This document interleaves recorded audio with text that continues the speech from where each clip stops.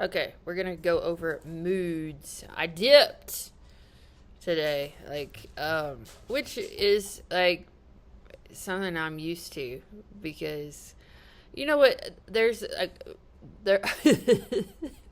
I decided to do a third video because of a comment that somebody made about a buffalo.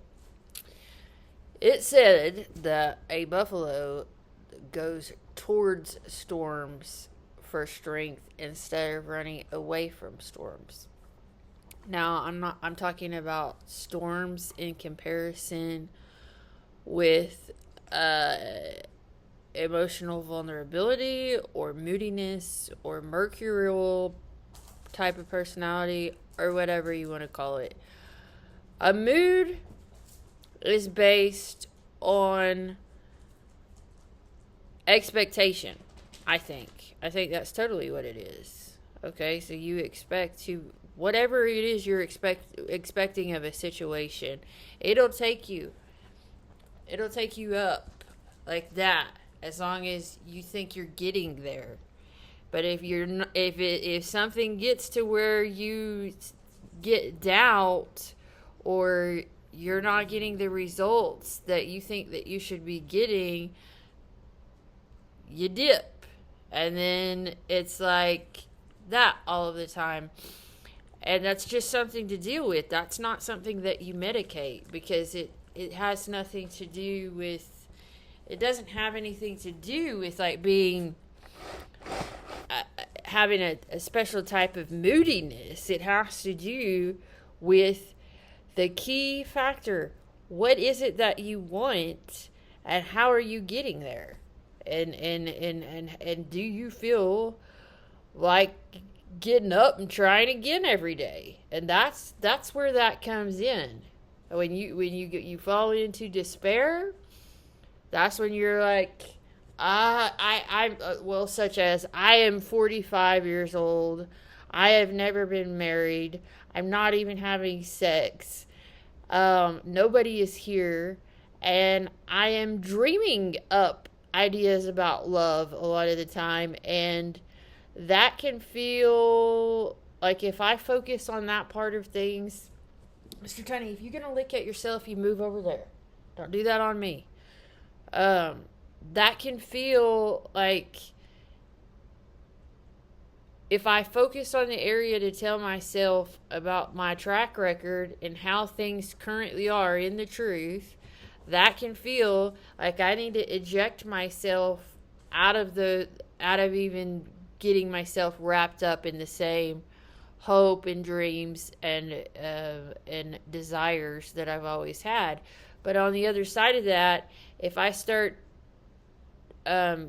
taking note of all the achievements that I've had and how things are progressing and that things are getting better, and I'd gear my mind towards that, then I'm not feeling like down in the dumps. It's all about the mindset. So about this buffalo situation, this is why I decided to do this third video. So there was a person named John in the oceans who said that the best thing he ever tasted was a buffalo. And I did this comparison in my head, thinking about having been left by people because of emotional things that I would go through, and then comparing that to how Rin has treated me. And I thought, if he wrote that, then that would make sense coming from him because he digs into my emotions and moods and all of that, and he works with it and enjoys it like I enjoy it, because I can get into my feelings and everything in a very satisfying way, no matter if they're up or down or whatever they are. There's satisfaction when you kind of just stay on that wavelength, being connected with yourself and seeing what you can pull out of it.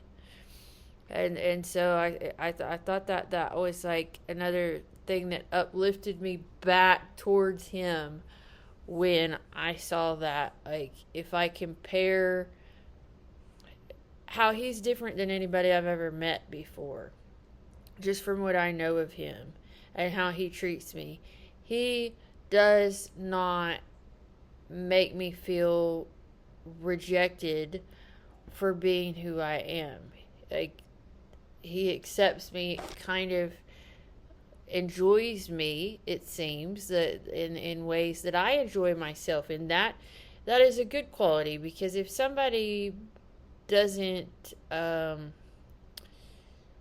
if somebody wants to turn you into something that you're not, that there's not going to be any kind of success with that. And you have to recognize that, like, running away from somebody when they're feeling emotional in a relationship is probably the worst thing that you can do when it comes to being supportive of your partner. It's it's like, expecting somebody to be non-human, I would say. I mean, that's being emotional is not, it's not a, a bad quality. I think it's worse to be non-emotional. So that's where I am going to be talking about that one. And the other thing that I was saying was about taking note of your plateaus. Plateaus is something that I like to talk about or think about as well, because a plateau is a place where you are extremely leveled out. You've gone up this, you've had your challenges, whatever you've challenged yourself to learn how to do, and you've gone up like this and this and this, and going up like that, you have this excitement that you stay with, because you're gonna get there. And when you're not, like, excited about thinking about getting there, you are so energetically involved in working towards that goal. It feels good to be going up like that. But then once you achieve it, or it becomes really simple for you, and your life starts to kind of dull out, I guess I would say, then you're like this, and then you'll find something else that will light you up, and you'll get excited about that, and then you're shooting off up again. And if you recognize that, this is what I was telling myself, you recognize that those plateaus in your life, and take note that your plateaus aren't, if I have a pen, let me draw a picture. Okay, so you go up. Which side should I do it? Are we going this way, or are we going that way? We'll draw it from this way. Here, you go up, you reach the top, and then you get on a plateau, and then you go up again, and then you get on a plateau, and then you go up, and you get on a plateau. And now, if you ever reach some, like, if this is a mood, okay, well, that's what I did it like. Okay, you see your plateaus are still, you're still climbing up. But if you get on this, let me draw another one. You get on this plateau, and you feel like it drops a little bit, because you get to feeling dull, or like you didn't get to the place where you thought it was going to feel so good when you got there, and it drops you like that. And then you kind of go like that. Well, then you're end up climbing up again, and then doing this thing kind of like that. And just taking notice of this. You are not ever going back down to any low place where you used to be. You're always going up. It's just a continuous recalibration of going back and forth between the mind and the body and the physical things that you do. Because there's times when I'm like really wanting to get into my physical labor, and this is what I was trying to also wanted to bring up with the idea of ever feeling like that you're feeling kind of empty. Okay, you can really get into that physical labor and be churning it out and churning it out and feeling really successful about it, and it's going really smoothly, but then you'll have this sinking kind of feeling going on within yourself, and you're like, why not am I not into this? Why am I not feeling the energy that I normally feel? And that is the time when you got to get reconnected with your mind and your spirit and go into the dwelling and all of those things. So it's like there's two flows going on within you, that you're going back and forth between the physical energy and the mental energy. And you have to recharge both of those, I guess you would call them batteries, to keep yourself inspired and motivated to continue doing all the things that you do. Because if you get off on one, like if I get off into like too much mental and not enough physical, then I'll hit this dip. And the same thing happens if I get too physical and don't have enough mental. I'm lopsided or just out of kilter or whatever it is. And that's not necessarily a mood. It's like needing to like recharge myself, balance myself out. I have to flow here. I have to flow here, and I have to flow with whatever it is that my body gets into, because there are aspects of being able to get physically engaged with the material world that are very satisfying, but it's not always satisfying. There's different elements of things. And so I think that's a really good one when you think about what exactly is moodiness.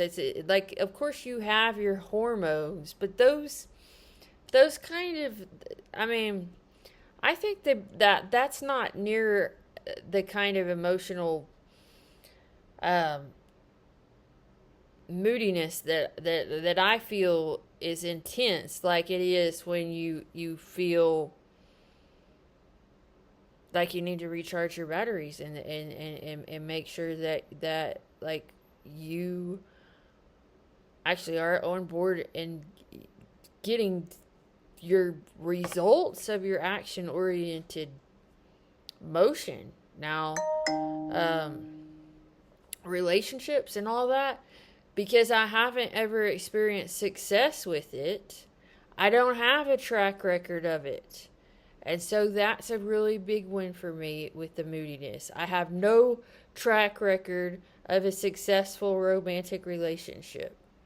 And so I don't have anything to be like having a comparison to anything of my past, really. And so that's kind of what I'm trying to like get through at the moment. Like, it makes a huge difference when you start getting successes under your belt, because you can actually believe that it's gonna happen. But if you haven't had the experience at all, it is difficult to keep yourself from getting into despairing thoughts. And so there is the idea about moodiness. I do not really buy into the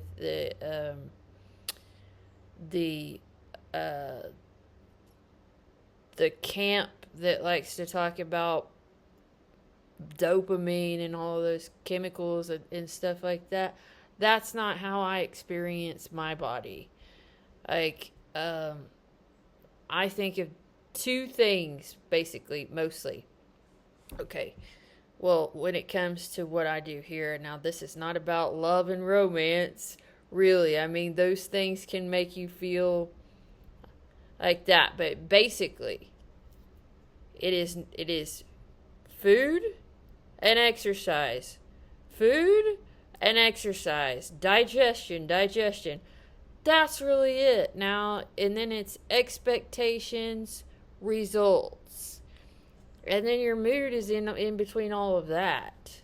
So, we might elaborate on this topic, but we have 3 for today. So, um, Ren Gill, I got lifted back up again, thinking about you coming towards me instead of running away. That was a good feeling.